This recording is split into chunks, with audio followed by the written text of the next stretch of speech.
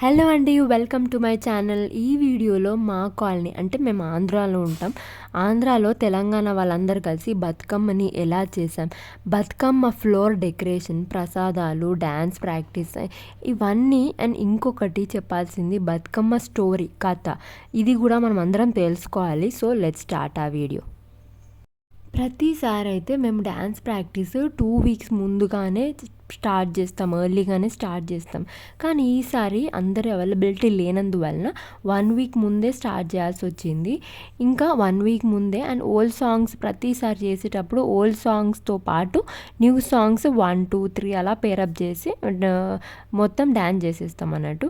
9 రోజుల్లో చేస్తారు. 9 రోజులు చేస్తారు కదా ఈ బతుకమ్మ. అందులో మొదటి రోజు ఫస్ట్ డే ఎంగిలి పూల బతుకమ్మ రోజు, ఇది పెత్రమాస అమావాస్య రోజు సెలబ్రేట్ చేస్తారు అన్నట్టు. ఆ రోజు 21 సెప్టెంబర్ 2025 రోజు సండేన వచ్చింది.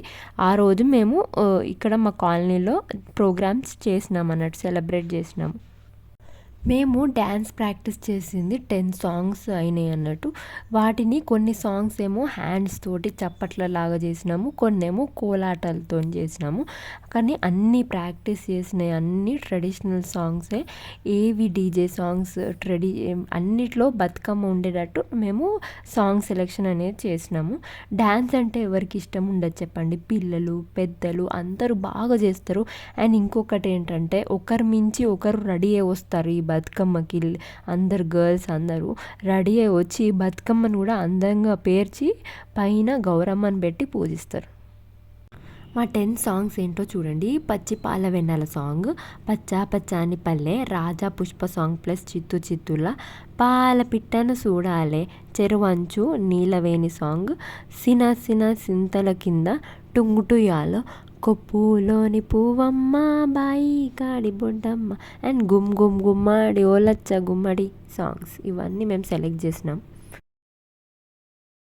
ఎంత బాగా చేశారో. మామూలుగా ఓపెన్ గ్రౌండ్లో ఇది మ్యాట్ అంతా వేసేసి మధ్యలో సెంటర్లో చాక్ పీస్ ఉంటుంది కదా, ఆ చాక్ పీస్ తోటి అవుట్లైన్ గీసేసి దాని చుట్టూ ఫ్లవర్స్ వేసి ఫ్లవర్స్ అంతా అయిపోయాక ఫ్లవర్ మోడల్లో ఫ్లవర్స్ అన్నీ వేసేసినాక మధ్యలో స్టూల్ పెట్టి పైన వెంపల్లి ప్లాంట్ పెడదామని ప్లాన్ అన్నట్టు. స్టూల్ కూడా మధ్యలో పెట్టినారు.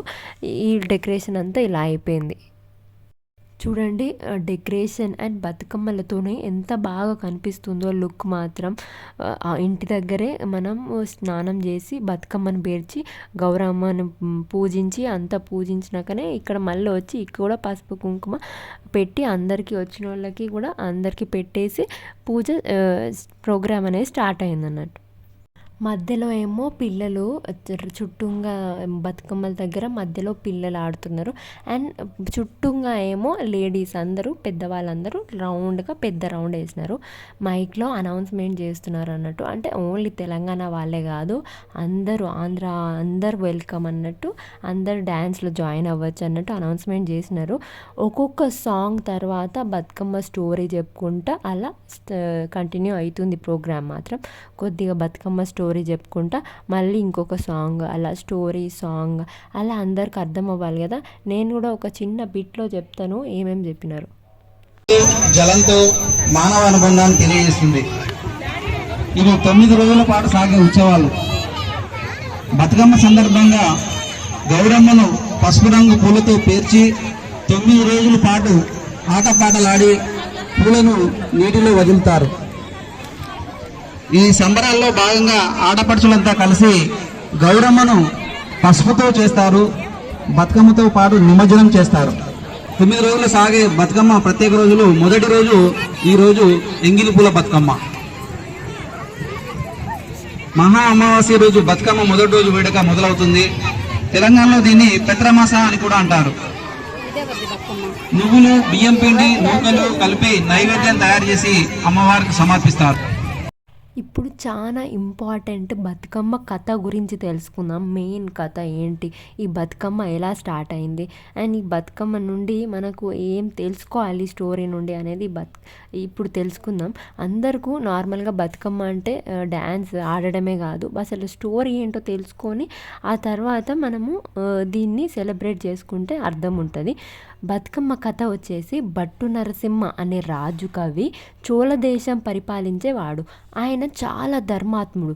అతని భార్య సత్యవతి. ఒక యుద్ధంలో ఆ రాజు తన బంధుమిత్రులను కోల్పోయి రాజు తన భార్య సత్యవతితో అడవులకు వెళ్ళిపోయాడు.